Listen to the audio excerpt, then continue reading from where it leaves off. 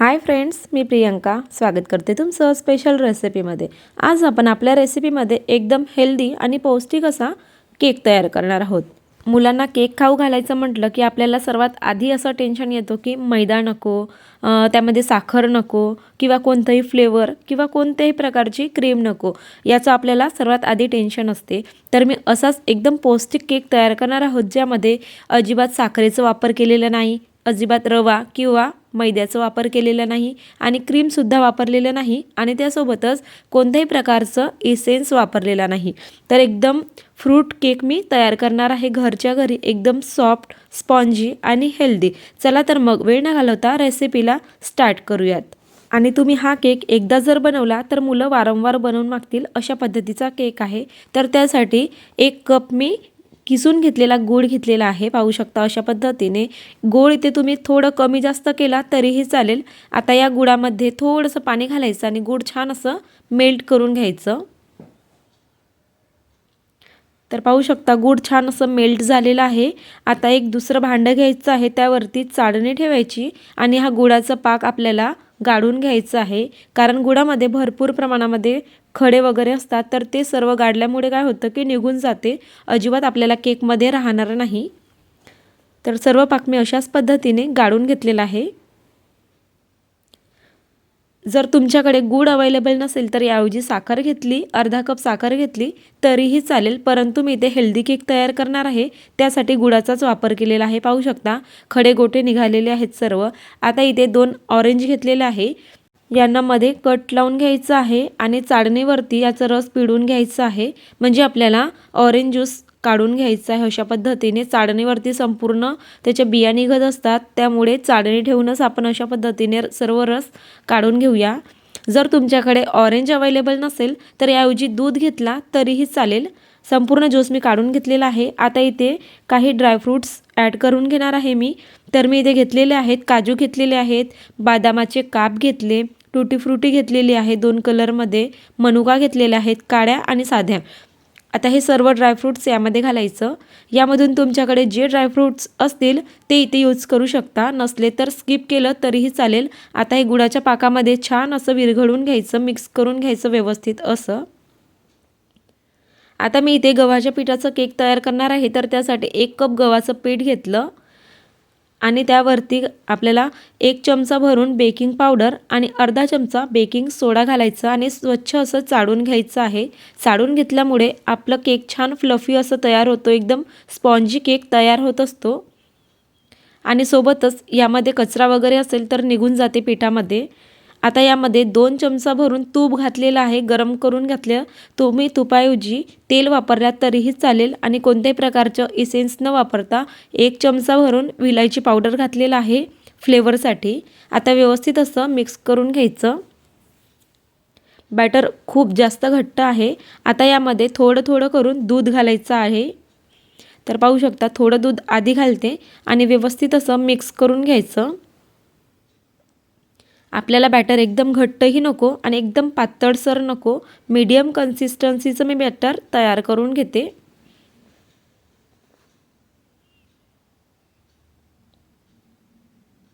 तर जवळपास मी ते अर्धा कप दूध वापरलेलं आहे आणि छान असं बॅटर तयार करून घेते।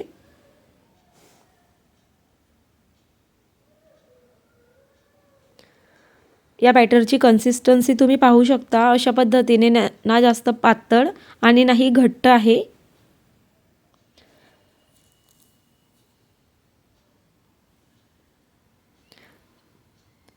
आता इथे एक भांडा घ्यायचा आहे आपल्याला। तुमच्याकडे केक टीन असेल तर तो घेऊ शकता किंवा कुकरचा डबा घेतला तरीही चालेल। त्याला सर्व साईडने तेलाने ग्रीस करून घ्यायचं।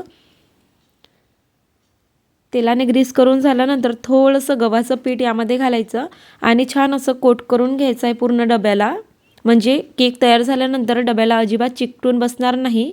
इथे बटर पेपर असेल तर वापरू शकता, परंतु माझ्याकडे नव्हता त्यामुळे मी पिठानेच कोटिंग केलेलं आहे। एक्स्ट्राचं निघालेलं पीठ मी काढून घेते। तर केक टीनसुद्धा तयार झालेला आहे। तयार केक टीनमध्ये सर्व केकचं बॅटर घालायचं। संपूर्ण बॅटर केक टीनमध्ये घातल्यानंतर केक टीन छान असं टॅप करून घ्यायचं, म्हणजे लेवलमध्ये छान असं केक तयार होतो। आता वरून गार्निशिंग करून घेण्यासाठी मी ते काजूचे काप घेतलेले आहे. अख्खे काजूसुद्धा यावरती घालू शकता अशा पद्धतीने, म्हणजे केक दिसायला खूप छान दिसेल आणि मुलं आवडीने खातील. आता वरून थोडे काजू आणि बदामाचे तुकडे घालायचे आहे. टुटी फ्रुटी घालायची आहे सोबतच. छान अशी चेरी मुलांना खायला खूप आवडते, तर मी ते 2 कलरमध्ये टुटी फ्रुटी घेतलेली आहे, त्याचीसुद्धा गार्निशिंग करायची. आणि त्यासोबतच काळे मनुका घेतलेले आहेत, त्याने सुद्धा केक खूप छान दिसतो दिसायला. संपूर्ण ड्रायफ्रूटसुद्धा टाकून झाल्यानंतर थोडं टॅप करायचं, म्हणजे ड्रायफ्रूट छान केकमध्ये सेट होतील. केक टीन एकदम रेडी झालेला आहे बेक होण्यासाठी. तर मी ते प्रीहीट करण्यासाठी अगोदरच ठेवलेलं होतं 5 मिनिटासाठी. अशा पद्धतीने भांडं याला 35 ते 40 मिनिटांसाठी बेक करून घ्यायचं.